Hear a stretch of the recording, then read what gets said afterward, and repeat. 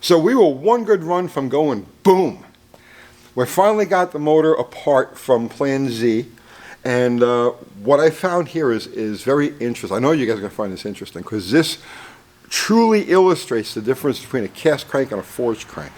And before we get to that, I'll have to recap to bring everybody up to speed who hasn't been following the project. So this is Plan Z, very lightweight car. The idea is to just go as fast as we can with a normally aspirated Slant Six. Car weighs 2,100 pounds on the starting line. And part of the reason that we were able to achieve that weight is because we used some very lightweight components here. We've got the 1981 through 87 block, which is significantly lighter than the earlier ones. And the crank that we used is the 1981 through 87 cast crank, which is about 20 pounds lighter than the equivalent forged crank. And you can see it has much reduced counter, if you're familiar with Slant Sixes. It has much reduced counterweights, and it's just as light as the factory could make it. From a functionality standpoint, it's perfect. From a material standpoint, not the best thing for a race car. So, recapping, we got the car running in the spring, and then it sat through the summer.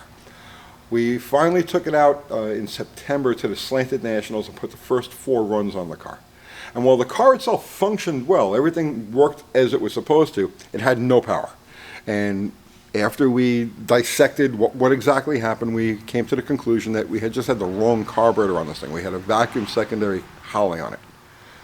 So we switched over to a mechanical secondary and took it back out.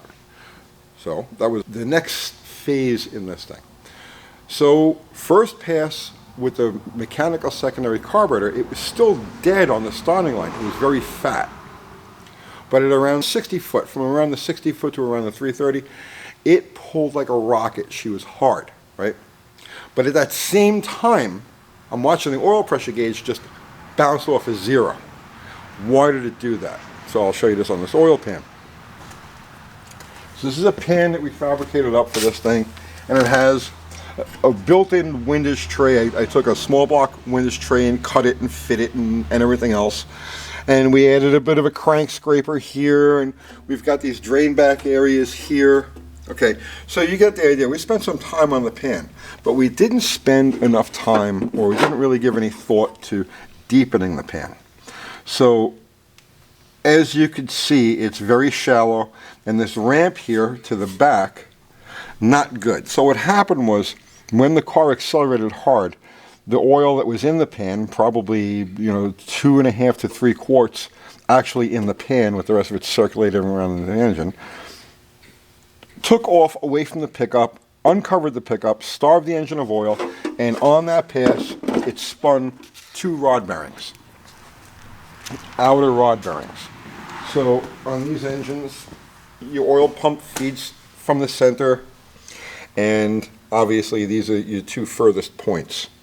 So it's spun number 1 and number 6. This is the number 1 rod, and I'll get to that in a minute. So what I did now was I dropped the pan, I looked at the crank didn't look too bad, the rods didn't look too bad, and I says, all right, let me just polish out the crank with paper, and we'll continue the tuning process, and then over the winter I'll pull this thing apart and go through it all. So that's what we did. We made several passes out in the parking lot, tuning and working with the carburetor until finally we found the jackpot, and the car just rocks. There was still like a week left to the track. So I says, should we chance it? Should we not? And I says, my instinct says, no, just don't take this thing out again, because there's going to be trouble.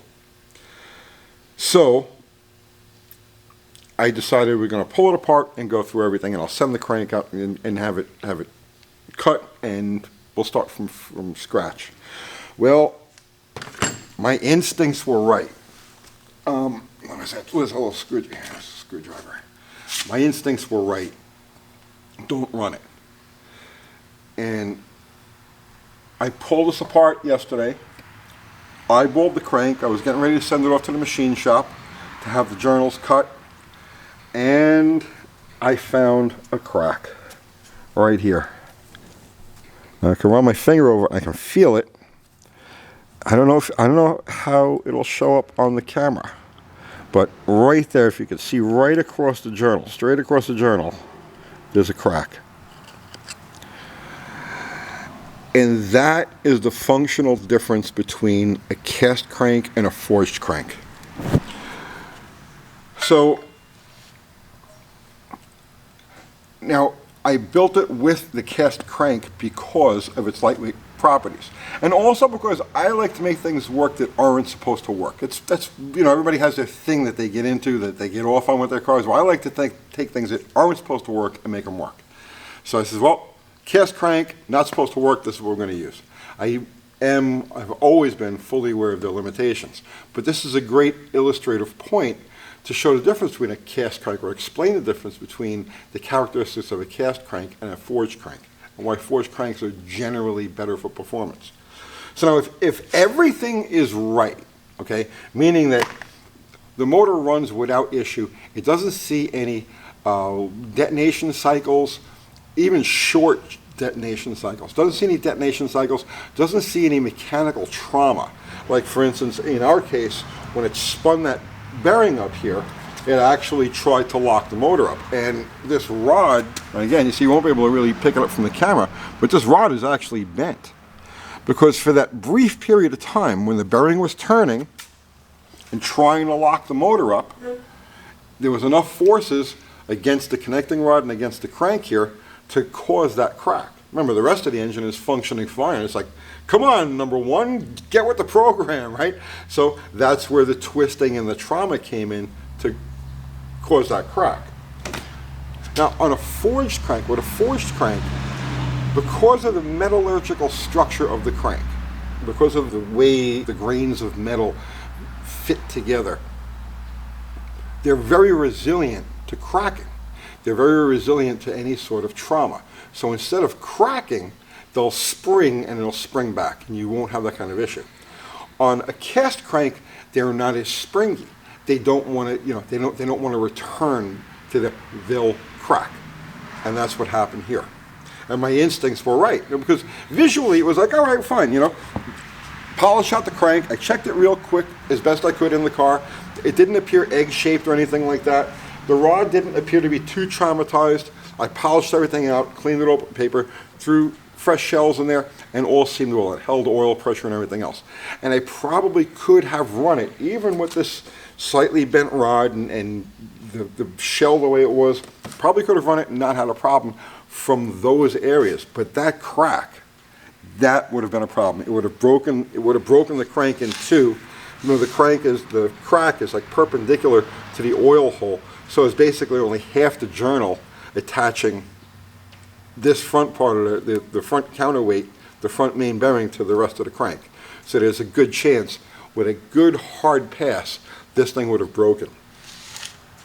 Now, does that mean you shouldn't use a cast crank? No. Under normal circumstances, so you're talking about, let's say, a street car, and it's not going to see any extreme detonation, it's not going to see any extreme use, and well, nobody ever expects trauma, but trauma does happen. Trauma could be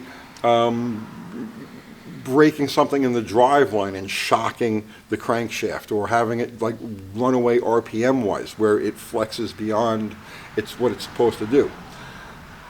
A cast crank will hold a tremendous amount of horsepower. They are actually very forgiving under normal circumstances. But if you're talking about an extreme use or where trauma is a possibility, then forged is always the way to go. So this thing, as pretty as it is, and it is a pretty crankshaft, I got to tell you, is junk. I mean, it's going right on the scrap pile. And last night I grabbed another one. Luckily, I stashed these things. I hoard them. I grabbed another one and I ran it up to the machine shop, so I'll have that back in a week or two. And we'll put it together with a fresh rod, bearings, and go again. But that is why I'm telling you, you got to look over everything. You can't take anything for granted. And if your instincts tell you, and my instincts told me, don't take this thing to the track. Because I'm telling you, it was ready to go. We had like 1 week to go. The car was just rocking. And I said, we'll run it. It'll be fine. I'll do something with the oil pan over the winter, but we'll take it out and run it. That next pass, this thing was coming apart. So listen to your instincts. Your instincts, they're going to be right more often than they're going to be wrong. So that's it. I hope you got something out of that. The liability of a cast crank, and yes, we're putting another cast crank in here because for our purposes, which is to go as fast as we can normally aspirated with a lightweight car, providing there's no more trauma, for our purposes, this cast crank is more than up to the task. So that's it. I hope you got something out of that. I'll see you tomorrow.